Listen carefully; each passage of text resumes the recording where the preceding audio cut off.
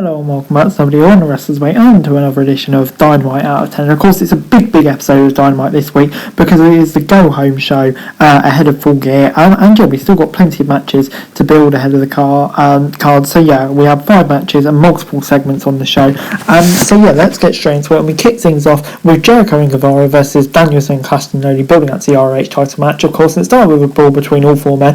Castagnoli and Jericho battled at ringside while Danielson and Guevara clashed in the ring. The BCC members got the advantage and loaded on the JAS with elbows. Guevara and Danielson officially started the match, but the latter dominated the Spanish God and Castagnoli tagged in and hit a big boot, but Guevara responded with a drop kick. Sammy Guevara then went for a suplex, however Castagnoli reversed it into a vertical suplex. Danielson was then tagged in and he hit some chops and roundhouse kicks on Guevara. Guevara then targeted Danielson's injured eye to get the upper hand and tagged in Chris Jericho. He hit a few chops, but Danielson stopped him by stomping on his elbow and tagging Castagnoli. The Swiss Star loaded with uppercuts before Danielson tagged himself in with a blind tag. After a back and forth between Danielson and Guevara, JAS got the advantage following a cheat shot with a bat from Jericho. Castagnoli was then eventually tagged in and unloaded on both Chris and Sammy. He hit a big lariat on Jericho for a 2 count and followed that with a springboard off the top for another 2. Towards the end, Guevara bit Danielson's eye and hit a springboard cutter. Jericho then hit a lion salt for a 2 count. Castagnoli came in and hit the giant swing multiple times on the wizard before transitioning into the sharpshooter. Jericho eventually tapped out to give the BCC the victory. And yeah, this gets a 7 out of 10 from me. This was just such a good match. Yeah, I think really gave us a teaser. Obviously the dynamics are interesting going into it, but yeah, this was really good and gave us a great teaser as to what Sunday's going to be like. It was then time for Anthony Bowens versus Swerve Strickland. Billy attacked Swerve as he was making his entrance. Officials took Gunn to the backstage areas. Anthony Bowens got some offense on after Gunn's onslaught on Strickland. Bowens then hit a thrust kick inside the ring on Strickland, but the latter retaliated with a Hurricane Rana. He then took out Bowens outside and dropped him on the guardrails for good measure. At one point in the bout, Anthony Bowens was busted open and Swerve kept up the momentum. Bowens then came back into the match with some heavy strikes and a shoulder tackle. He then hit an Olympic slam for a 2 count and went for the arrival, but Strickland recovered and hit a brainbuster and a kick for a 2 count. Towards the end, Swerve hit the Swerve stomp for a 2 count and went for a Swerve kick. However, it was dodged, meaning the match kind of continued for a bit longer, but Bowens then looked to roll Strickland up, but the latter hit the JML driver to pick up the victory. And yeah, it gets a 6 out of 10 from me. Solid enough match. And yeah, just led that start plant of the doubt. Will Swerve and Our Glory win it? I don't think they will, but yeah, I mean, like, this was a really good match to take us in, and Swerve Strickland kind of the more established single wrestler getting the victory. Samoa Joe was out next and said he was a pleasure sharing the ring with Shivani. He then opened up on the massive betrayal last week, noting that Wardlow overhyped himself and paid the price for it. Joe then asked anyone who had a problem with him to come to the ring. Hobbs then appeared and said he had been dealing with Mr. Mayhem for the past few weeks. He then teased going after Joe, but Wardlow's music played and he ambushed his former partner. A brawl ensued between all 3 members of the kind of solo thing, and they were eventually separated when the locker room came out. Wardlow hit a big suicide dive to take out Hobbs, Joe and the security at ringside to win the segment. And yeah, that's the TNT title match for Fullgear, and that's going to be an absolute banger. You can already tell from this it's going to be chaos, and I do think with different intricacies coming into it, it's been nicely built in as well. So yeah, this is good stuff. It was then time for Death Triangle versus Top Flight and AR Fox in a trios title match. Martin and Fennec started the match for the 2 teams respectively. After a back and forth, the 2 men came to a stalemate and tagged in Dante Martin and Penta. Dante kicked up the pace with a springboard and followed up with a drop kick. AR Fox was then tagged in and he battled Pac between all men, showed off their skills inside the squared circle. The champs stopped their challenges' momentum while the triple drop kicks went for a 2 count.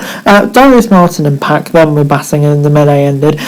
Darius then hit a running boot and a brainbuster for a 1 count. So towards the end, Fox hit a 450 smash for a 2. However, Fenix hit a feint kick and followed that with a Fear Factor. He then took out Top Flight and Pac hit Death Arrow to pick up the pinfall win. Post-match, Death Triangle name dropped the Elite as their challengers for Fullgear. The match graphics confirmed their return and it was official. Yeah, kind of the way we were all expecting it to go, but yeah, so happy it's been confirmed and so happy the Elite are finally coming back. And yeah, on the whole, this gets a 7 out of 10 for me. This was really good stuff. Great match. AR Fox standing out, earning himself an AEW contract by the looks of it. So yeah, props to him, great stuff. And yeah, a really fun match for me, over delivered to be honest.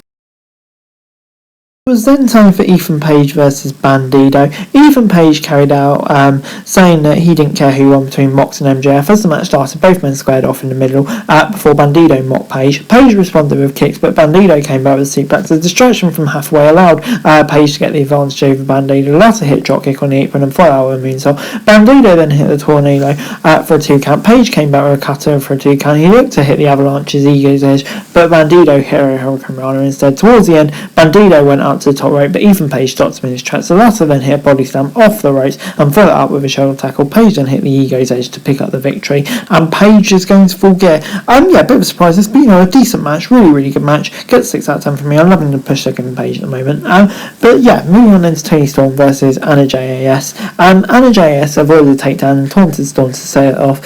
Storm then took her down with a shoulder tackle on a high boot. JAS then came back with a monkey flip and followed it up with a backbreaker spin kick combo.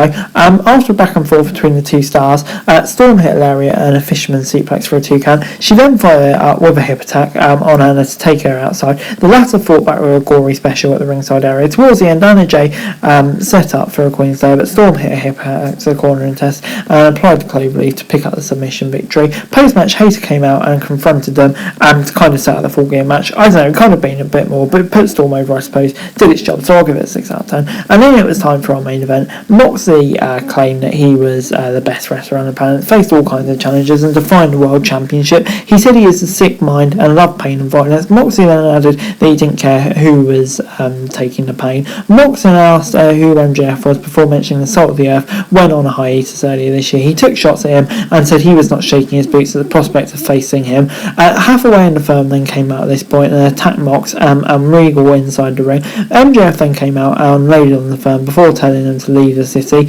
and said that he only saved Mox because he wanted the latter at 100% and no excuses. MJF talked about how he wouldn't stop before winning the World Championship and how the title went more to him than food and water. He then spoke about being his time when Moxley would discover why he was called the Devil. Mox interrupted him and said he never saw the appeal in MJF before, saying they would find out at Full Gear. And the segment ended with both men in the ring with William Regal there front and centre. So I think we all probably have a strong suspicion where that's going. This was just brilliant. 2 really strong promos, setting it up brilliantly, really. So many storylines going into the match. Just 2 brilliant promos. Send us there in the best possible way for me. Great stuff. Overall, Dynamite this week gets a 7 out of 10 from me. I thought it was a really strong episode of Dynamite this weep. Really good setting up of matches, main event segment especially. First match we saw on the card was really strong. And just some bits throughout as well. Maybe some matches could have done with a bit more build, but on the whole I think it's been a pretty solid build. So 7 out of 10. But anyway guys, that's the video. Thanks very much for watching. To like, share, subscribe, hit the comments down below, follow this exchange for daily wrestling news and subscribe to the channel. We greatly appreciated. Thanks very much for watching. Peace out.